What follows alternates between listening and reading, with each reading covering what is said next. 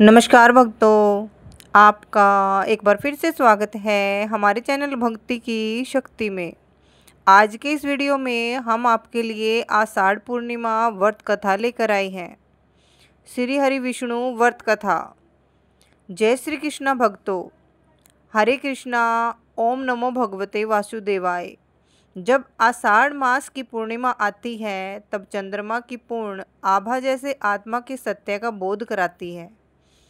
यह दिन न केवल गुरु पूर्णिमा के रूप में पूज्य है, बल्कि श्री हरि विष्णु की कृपा और सत्य मार्ग की खोज का भी पर्व है। इस दिन किए गए व्रत कथा और विशेषकर दीप दान का महत्व इतना गहरा है कि पूर्व जन्मों के पापों को भी यह हर लेता है। कलयुग में जहाँ पाप बढ़ रहे हैं, वहीं आषाढ़ पूर्णिमा एक ऐसा अवसर है जो जीवन को पवित्रता, आस्था और सत्य की ओर मोड़ सकता है। जो व्यक्ति इस दिन सच्चे मन से दीप प्रज्वलित कर श्री हरि की कथा सुनता है, उसके जीवन से अंधकार अपने आप ही हटने लगता है। यह पर्व आत्मज्ञान का दीप जलाने का आह्वान करता है। आइए सुनते हैं आषाढ़ पूर्णिमा के दिन सुनी जाने वाली पावन कथाएं। सबसे पहले आप सभी को आषाढ़ पूर्णिमा और गुरु पूर्णिमा, जिसे व्यास पूर्णिमा भी कहते हैं, की बहुत बहुत शुभकामनाएं। भगवान श्री हरि विष्णु का आशीर्वाद आप और आपके परिवारजनों पर और आपके गुरुजनों का आशीर्वाद आप सभी पर सदैव बना रहे। ओम नमो भगवते वासुदेवाय। जय माँ लक्ष्मी। जय श्री हरि विष्णु। आज की यह रात्रि केवल एक तिथि नहीं, यह आत्मा के जागरण की बेला है। जब चंद्रमा अपनी संपूर्णता में होता है, तब ब्रह्मांड भी मौन होकर एक दिव्य संपंदन रचता है। ऐसे ही एक शुभ अवसर पर आषाढ़ पूर्णिमा की रात एक साध्वी वृद्धा की दीप भक्ति ने पूरे गांव का भाग्य बदल दिया था। यह कथा केवल एक स्त्री की नहीं, बल्कि उस श्रद्धा की है जो सच्चे हृदय से प्रभु को पुकारती है। आइए डूबते हैं उस कथा में, जहाँ विश्वास ही सबसे बड़ा दीप बनकर अंधकार को हर लेता है। बहुत समय पहले की बात है। हिमालय की तलहटी में बसे एक बर्फीले गांव में धर्मवती नामक एक वृद्धा निवास करती थी, जिसका संसार सोना था। न पति, न संतान, न धन, पर उसके पास था अखंड विश्वास और पूर्णिमा के चंद्रमा जैसा निर्मल मन। हर पूर्णिमा की रात वह एक टूटा दीपक लेकर, थोड़ा सा तेल डालकर नदी किनारे पहुंचती और उसे जलाकर माँ लक्ष्मी और श्री हरि विष्णु को समर्पित करती और कहती, हे माँ, इस दीप में घी नहीं, पर मेरी सांसों की तपस्या है। इसमें ज्योति नहीं, पर मेरी आत्मा का उजाला है। कृपया इसे अपने चरणों तक पहुंचा देना। गांव वाले उसका उपहास करते, हंसते, पर वह न डगमगाई न थकी। इसी बीच एक भयावह समय आया। गांव में महामारी फैली। एक के बाद एक लोग बीमार पड़ने लगे। मृत्यु का तांडव शुरू हो गया। मंदिर बंद हो गए, घरों के दरवाजे बंद हो गए और गांव में अंधकार, भय और मौन भर गया। पूर्णिमा की रात आई, पर कोई पूजा नहीं, कोई दीप नहीं, सिवाय उस वृद्धा के जो कांपते हाथों में अंतिम बार दीप जलाकर कह रही थी, हे प्रभु, यदि आज आप मेरे दीप को स्वीकार कर लें और इस गांव को बचा लीजिए। जैसे ही उसने दीप जल में प्रवाहित किया, नदी की लहरों पर बहते उस छोटे से दीप ने आकाश छू लिया। उसकी लौ तेज हुई और उसका प्रकाश पूरे गांव को आलोकित कर गया। मंदिर की घंटियां स्यों बज उठी और वह रात गांव की मुक्ति की रात बन गई। अगले दिन लोग मंदिर पहुंचे तो देखा वृद्धा अब नहीं रही, पर वह दीप अब भी जल रहा था। तभी दिव्यवाणी गूंजी, जिसने पूर्णिमा की हर रात श्रद्धा से दीप जलाया, उसी की भक्ति ने यह गांव बचाया है। यह दीप 100 यज्ञों के बराबर है। तभी से कहा जाता है, आषाढ़ पूर्णिमा के दिन सच्चे मन से दीप दान करने से सारे पाप नष्ट हो जाते हैं, पुण्य की वर्षा होती है और अंधकार में भी एक ज्योति जीवन का मार्ग दिखा जाती है। इस दिन व्रत कथा, जप और दीपदान से मन, वचन और आत्मा पवित्र हो जाते हैं। जो भी श्रद्धा से हरि पूजन करता है उसे इस जीवन में ही नहीं जन्मों जन्मों तक प्रभु का आशीर्वाद प्राप्त होता है। आषाढ़ पूर्णिमा की यह पावन कथा हमें सिखाती है कि भक्ति में ही वह सामर्थ्य है जो न भाग्य देखती है न साधन, न सिर्फ हृदय की पुकार पर प्रभु को उपस्थित कर देती है। आषाढ़ पूर्णिमा का पावन दिन सनातन संस्कृति में अत्यंत पुण्यदायक और दिव्य माना गया है। यह दिन न केवल हमारे जीवन में गुरु के महत्व को समझने का अवसर देता है, बल्कि आषाढ़ पूर्णिमा स्वयं भी धार्मिक दृष्टि से विशेष स्थान रखती है। यह चातुर्मास के आरंभ की पूर्णिमा है, जब साधु संत एक ही स्थान पर निवास कर अध्यात्म, जप, तप और सत्संग का विस्तार करते हैं। इसी दिन गंगा, यमुना, सरस्वती और अन्य पवित्र नदियों में स्नान करना हजारों यज्ञों के पुण्य के समान फलदायी होता है।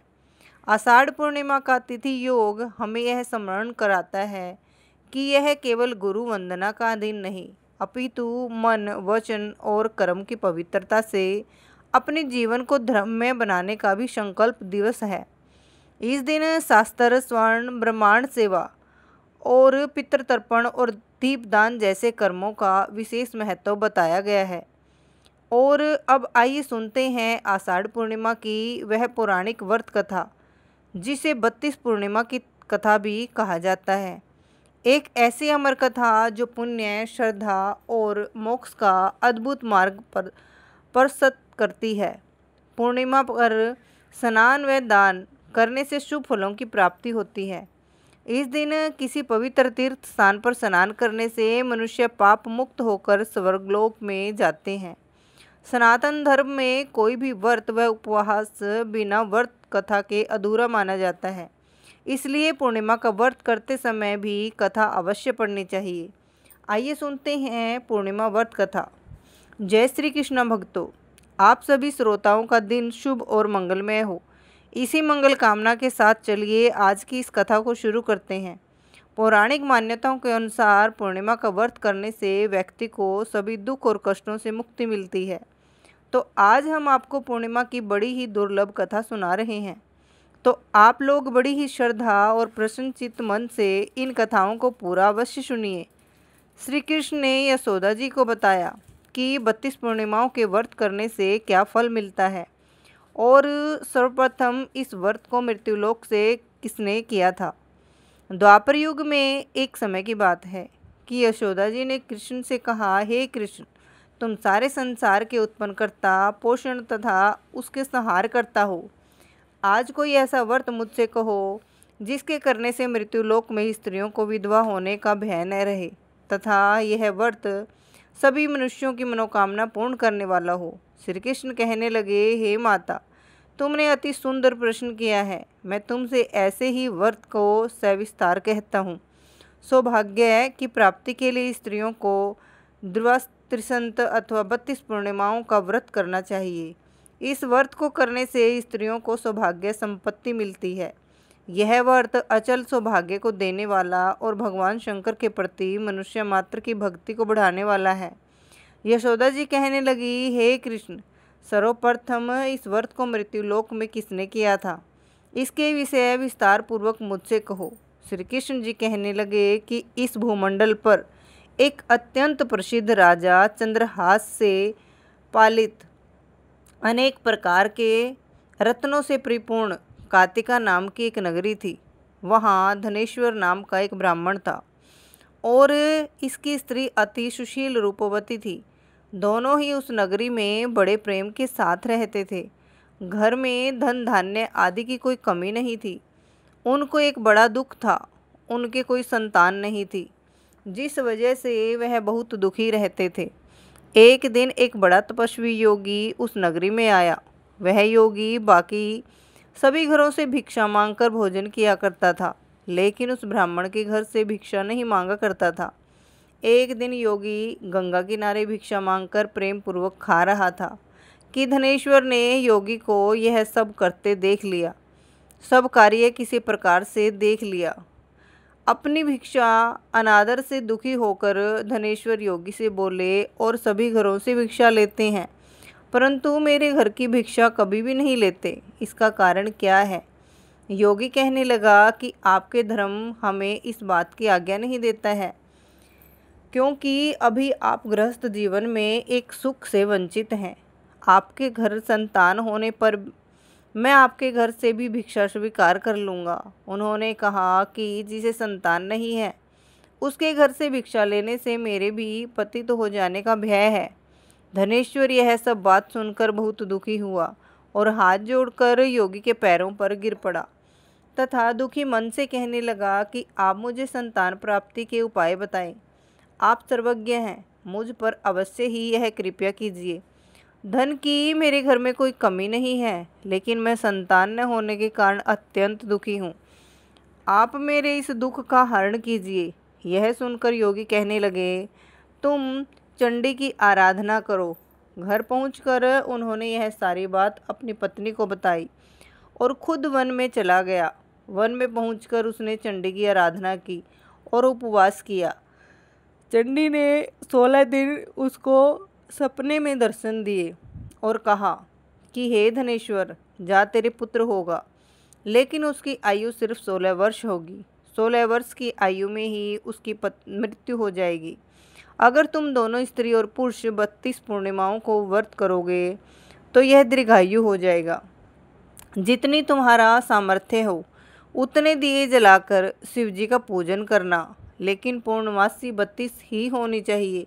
सुबह होते ही तुम्हें इस स्थान के पास एक आम का पेड़ दिखाई देगा। उस पर चढ़कर एक फल तोड़कर अपने घर ले जाना। अपनी स्त्री को इस बारे में बताना।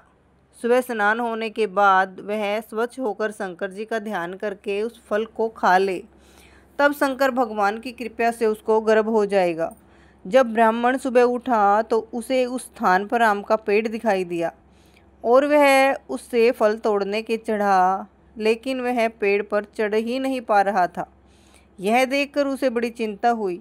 उसने भगवान गणेश की उपासना की और कहा, ये ध्यानी दे, अपने भक्तों के विघ्नों का नाश करके उनके मंगल कार्य को करने वाले, दुष्ट का नाश करने वाले, रिद्धि सिद्धि देने वाले, आप मुझे इतना बल दें कि मैं अपनी मनोकामना पूरी कर सकूं।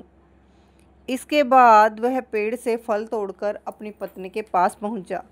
उसकी पत्नी ने अपने पति से कहे अनुसार इस फल को खा लिया और वह गर्भवती हो गई। देवी की कृपा से उसे बहुत सुंदर पुत्र पैदा हुआ। उसका नाम उन्होंने देवीदास रखा।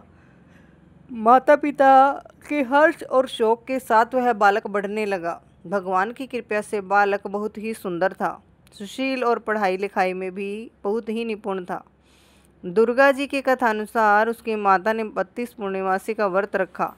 जैसे ही 16वां वर्ष लगा, दोनों पति पत्नी बहुत दुखी हुए, कहीं उनके पुत्र की मृत्यु न हो जाए।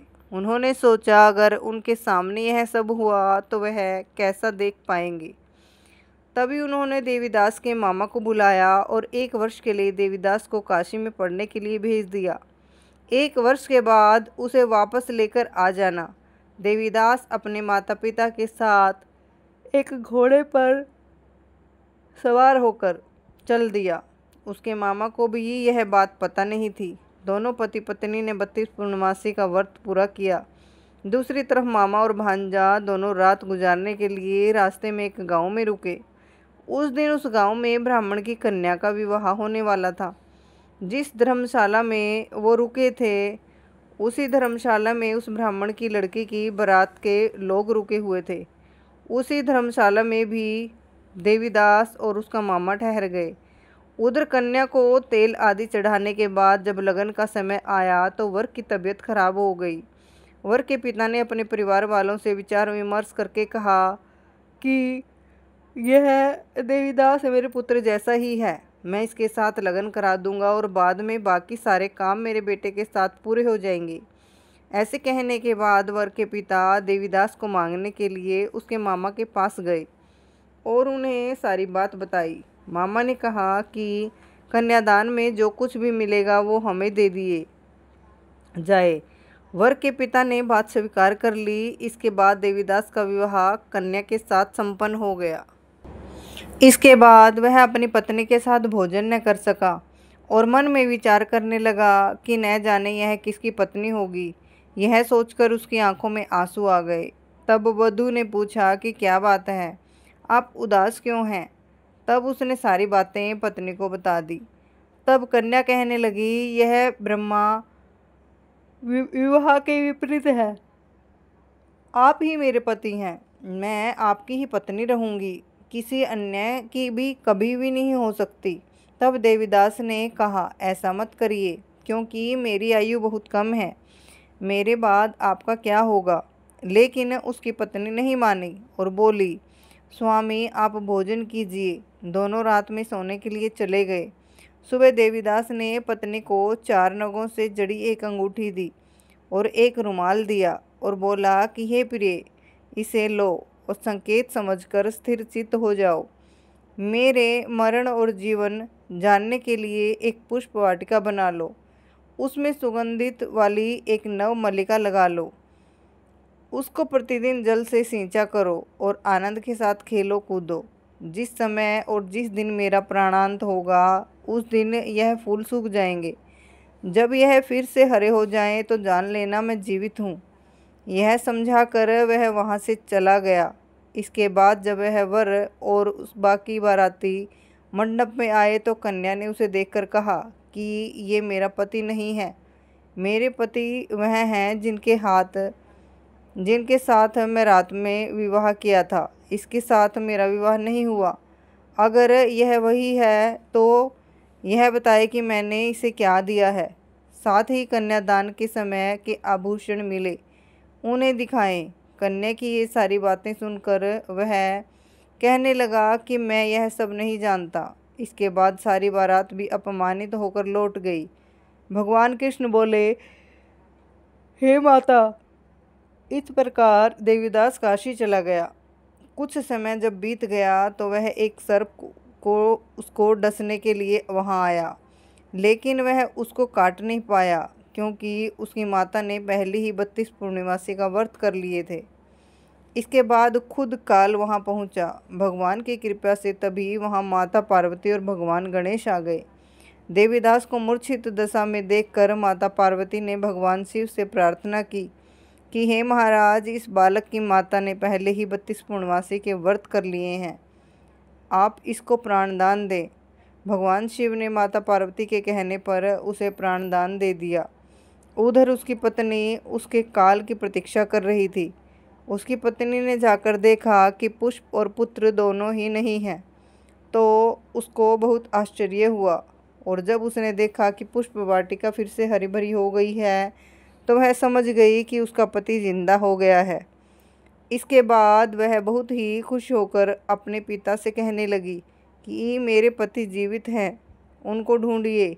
जब 16वां वर्ष व्यतीत हो गया तो देवीदास भी अपने मामा के साथ काशी चल दिया।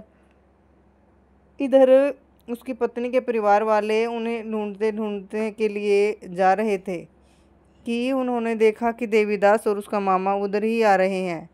उसको देखकर उनके ससुर बहुत खुश हुए और उसे अपने घर ले आए।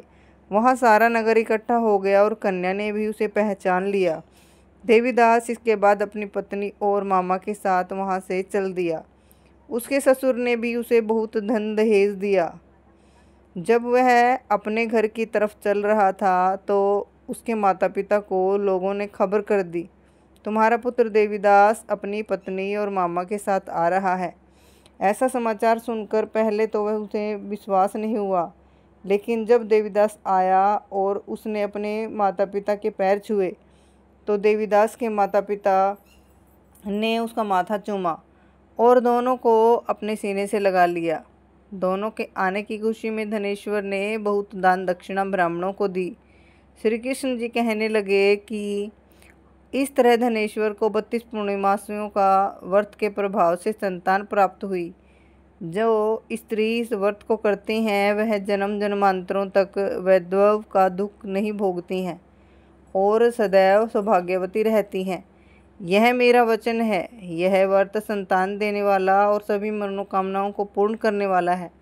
प्रेम से बोलिए, जय श्री हरि विष्णु, जय माँ लक्ष्मी, जय हो, ओम नमो नारायण। भक्तों, आज मैं आपको ये कथा सुना रही थी, तो आपको ये कथा कैसी लगी और ऐसी ही धार्मिक और रोचक कहानियाँ सुनने के लिए हमारे चैनल को सब्सक्राइब करें और वीडियो को लाइक और शेयर ज़रूर करें। धन्यवाद। राधे राधे। जय श्री कृष्णा।